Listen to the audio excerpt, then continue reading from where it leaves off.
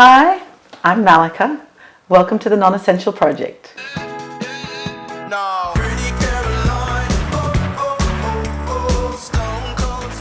Malika, what is your occupation? I am a preschool music teacher, a funeral celebrant, co-run the Tender Community Choir. I am known as a singing celebrant.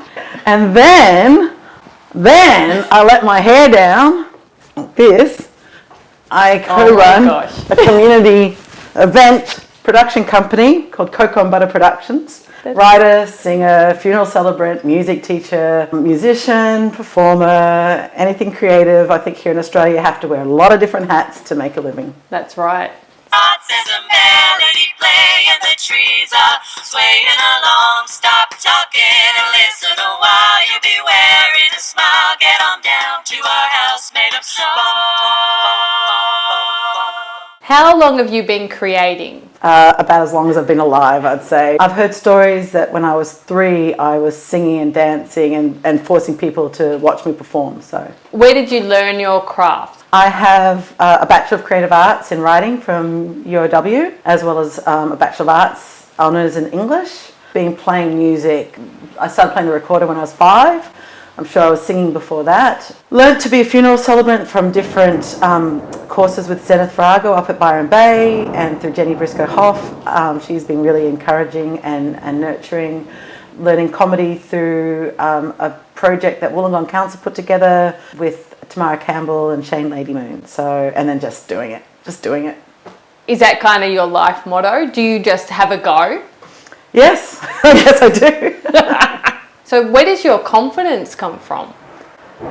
Yeah, that's anyone's guess as well. I think, again, I was born with it. I was born with a real sense of confidence and lust for life and optimism. I think charisma runs in the family. Connecting with people, even down the supermarket, I'll be like, oh, hey, have fun on your ski trip. I'm like, did you know them? No.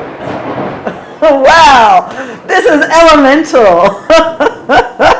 What do you love about your job? I love so much about it. It is such teaching music and helping families celebrate their loved ones is such an honour and a privilege. What is your dream job?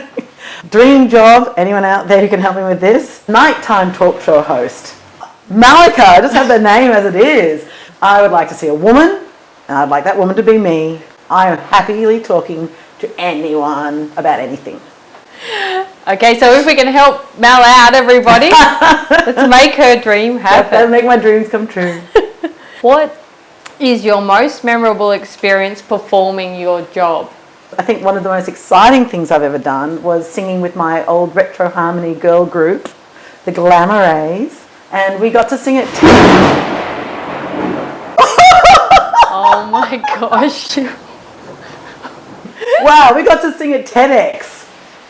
Did you? Yes. See, that's so great. But it was kooky because it was our 3rd gig. Oh wow. And it was a little bit intimidating. We were on the same bill with, foreplay Daniel Johns and Paul Kelly. That was intimidating. But yeah, that was amazing. Where did you grow up? Interesting question.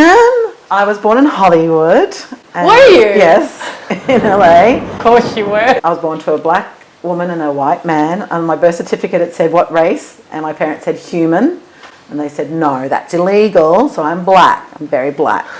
What key experiences would you say have shaped you into the person that you are? Deep or as... Yeah, it can be as deep, I'm honest. Whatever you want to be. Yeah. Okay, because that's the other dream job I have at the moment. If anybody wants me, is a public speaker. I think with my skill sets is being able to make people laugh, make people sing songs together, and then be honest, I would love to do much more public speaking. Yeah. Unfortunately, I had about 10 years with an evil stepfather, but even that in itself became empowering because later on, I ended up taking him to court, and the first thing I asked for was the name suppression order dropped, and that's what happened because I didn't want him to be able to hide. But anyhow, that was definitely influential. Yeah.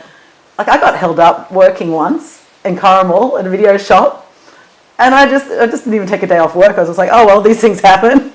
Holy shit. And then saving my son from a speeding car inside a building, that was pretty major. It made me think, well, I am a superhero mum. I am Titani-mum, and that maybe I've got something important to do here on this planet. I don't know what, but connect people. Yeah. Who do you depend upon in your life and who are you closest to? family. I'm so blessed with my 3 kids. You hear me, kids? No, I've got 2 daughters who are 18 and 21, and then my midlife surprise. And he wouldn't be here if it wasn't for the Glamma rays, because I met his bio dad at a gig in Sydney. And if I hadn't had a gig, I wouldn't have been in Sydney. I wouldn't have met him. He wouldn't exist. So thank you, Glamma rays, for that, for my son. And he's 8. But yeah, my family, my mum, my sisters, my partner Arnold, yeah, our kids, yeah. Yeah. When the pandemic hit, how did that change your life? But when you're a performer and you do a lot of giving and a lot of shows, you tend to really want to hermit at other times. So in some ways it was just really cozy because I just stayed at home with my kids. But professionally, it wasn't great, but we adapt. Yeah. We put on a few online comedy shows. I did Mally Moo online and I got a grant from Wollongong Council. Thank you, Wollongong Council. This little finger on my right. What drives you to keep going when things get hard? But it's also a sense of just trust that everything's going to happen at the right time, everything happens for a reason. Yeah, just breathe and just trust and take our time. So I think I just try to trust everything's going to be all right. Yeah. What advice would you give your younger self? You are worthy and valuable and appreciated and precious. What are you excited about for the future? Have you got new things coming up? There's always things. There's always things. I'm doing a show that we're trying to get into Sydney Fringe. It's edutainment, educating people about women and women's bodies and empowering women and men to celebrate women and their energy. I'm getting ready to write some books called Big Conversations for Little Ones. Did I read, are you going into politics? Oh, yes. I'm also running on the Ward 3 tickets for the Greens for local council in Wollongong. I'm never bored. I procrastinate, but I'm never bored. There's always something to do. There's always a project. This is the word association where I say something and you to say the first thing that pops into your noggin. Yeah. Pandemic. Shit happens. Essential. Love, life, community, connection. Community. Essential. Hard. Self-love and change, acceptance. Seems to be hard, but it's easier than you think. Chores. Washing, necessary. Hanging it out, understandable. But putting it away is just too much. The year ahead. You've got to live every day like it's your last, because one day you'll be right. COVID-19, you're like a really bad dream. More like a nightmare, I'd say. You take away lives, our freedoms and rights, our anonymity and our pay. Oh, COVID-19, you make me wanna scream. Ah!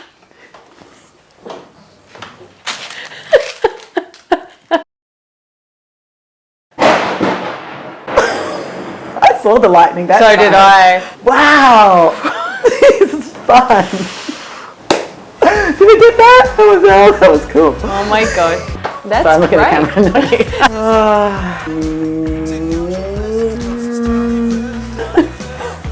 It'll be interesting to see if that snapped across you. You can YouTube that.